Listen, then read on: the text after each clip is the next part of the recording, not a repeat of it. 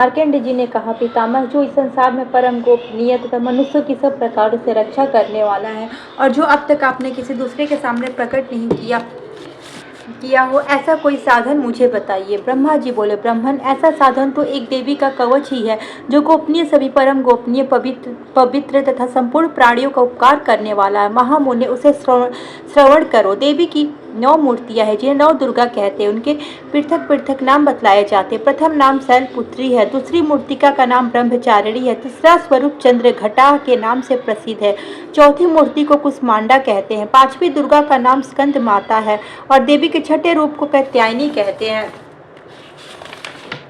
सातवां काल रात्रि और आठवां स्वरूप महागौरी के नाम से प्रसिद्ध है। नवी दुर्गा का नाम सिद्धिदात्री है। यह सब नाम सर्वज्ञ महात्मा वेद भगवान के द्वारा ही प्रतिपादित किए हुए हैं। जो मनुष्य अग्नि में जल रहा हो, रणभूमि में शत्रुओं से घिर गया हो, विषम संकट में फंस गया हो और तथा इस प्रकार के भय से आतुर होकर जो भगवती दुर्गा की शरण में प्राप्त हो, उनका कभी कोई अमंगल नहीं होता। युद्ध के समय संकट पड़ने पर भी उन पर कोई विपत्ति नहीं दिखाई देती। उन्हें शोक, दुख और भय की प्राप्ति नहीं होती। जिन्होंने भक्ति पूर्वक देवी का स्मरण किया है, उनका निश्चय ही अभ्युदय होता है। देवेश्वरी, जो तुम्हारा चिंतन करते हो, उनकी तुम निसंदेह रक्षा करती हो। चामुंडा देवी प्रेत पे आरूढ़ होती है, वाराही भैंसे पे सवार करती है, इंद्री का वाहन ऐरावत हाथी है, वैष्णवी देवी गरुड़ पे ही आसन जमाती है, महेश्वरी वृषभ पे आरूढ़ होती है, कौमारी का वाहन मयूर है। भगवान विष्णु की प्रियतमा लक्ष्मी देवी कमल के आसन पर विराजमान है और हाथों में कमल धारण किए हुए है। वृषभ पे आरूढ़ ईश्वरी देवी ने श्वेत रूप धारण कर रखा है। ब्रह्मी देवी हंस पर बैठी हुई है और सब प्रकार के आभूषणों से विभूषित। इस प्रकार ये सभी माताएं सब प्रकार की योग शक्तियों से संपन्न है। इनके सिवा और भी बहुत सी देवियां जो अनेक प्रकार के आभूषणों की शोभा से युक्त तथा नाना प्रकार के रत्नों से शोभित है। ये संपूर्ण देवियां क्रोध में भरी हुई है और भक्तों की रक्षा के लिए रथ पर बैठी दिखाई देती है। ये शंख, चक्र, गदा, शक्ति, हल और मुसल, खेटक और तोमर, परशु तथा पाश, कुंत और त्रिशूल एवं उत्तम शंखाधनुष आदि अस्त्र शस्त्र अपने हाथों में धारण करती है। दैत्यों के शरीर का नाश करना, भक्तों को अभय दान देना और देवताओं का कल्याण करना, यही इनके शस्त्र धारण करने का उद्देश्य है। कवच आरंभ करने से पहले इस प्रकार प्रार्थना करनी चाहिए। महान रौद्र रूप, अत्यंत घोर पराक्रम, महान बल और महान उत्साह वाली देवी, तुम महान भय का नाश करने वाली हो, तुम्हें नमस्कार है। तुम्हारी ओर देखना भी कठिन है। शत्रुओं का भय बढ़ाने वाले जगदम्बिके, मेरी रक्षा करो, मेरी रक्षा करो। पूर्व दिशा में इंद्र शक्ति मेरी रक्षा करे, अग्नि कोण में अग्नि शक्ति, दक्षिण दिशा में वाराही तथा नित्य कोण में खड़ग धारिणी मेरी रक्षा करे। पश्चिम दिशा में वारुणी और वाव्य कोण में मृग पर सवार करने वाली देवी मेरी रक्षा करे। उत्तर दिशा में कौमारी और ईशान कोण में शूलधारिणी देवी मेरी रक्षा करे।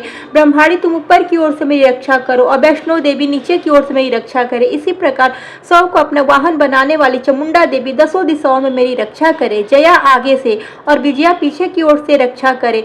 वाम भाग में अजिता और दक्षिण भाग में अपराजिता रक्षा करे। उद्योतिनी शिखा की रक्षा करे। उमा मेरे मस्तक पर विराजमान होकर रक्षा करे।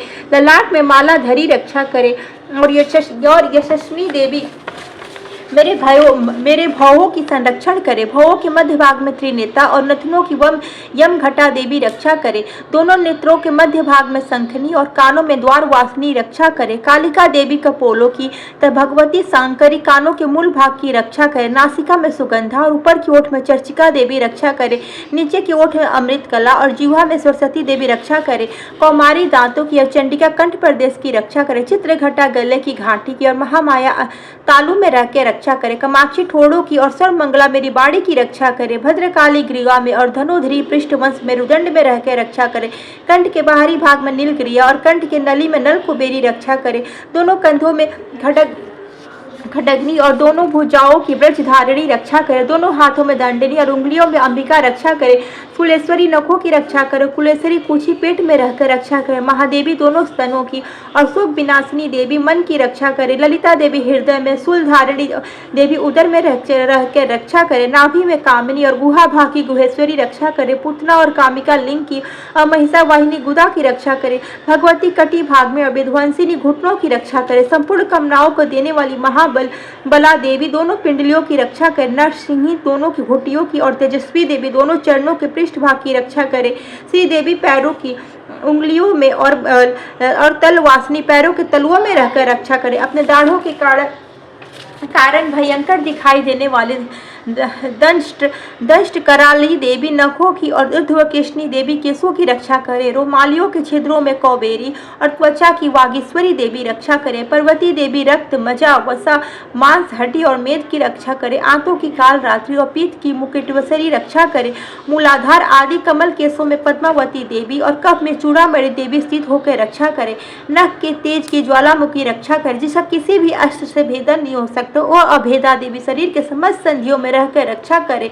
ब्रह्माणी आप मेरे वीर की रक्षा करो। क्षेत्रेश्वरी छाया की धर्म धारिणी मेरे अहंकार मन और बुद्धि की रक्षा करे। हाथ में ब्रज धारण करने वाली ब्रज हस्ता देवी मेरे प्राण अपान व्यान उदान समान वायु की रक्षा करे। कल्याण से सुशोभित होने वाली भगवती कल्याण शोभना मेरे प्राण की रक्षा करे। रस रूप गंध शब्द और स्पर्श इन विषयों का अनुभव करते समय योगिनी देवी रक्षा करे तथा सत्व गुण रजो गुण और तमो गुण की रक्षा सदा नारायणी देवी करे। वराही आयु की रक्षा करे। वैष्णवी धर्म की रक्षा करे तथा चक्रणी देवी यश कीर्ति लक्ष्मी धन और विधा की रक्षा करे। इंद्राणी आप मेरे गोत्र की रक्षा करे। चंडिके तू मेरे पशुओं की रक्षा करो।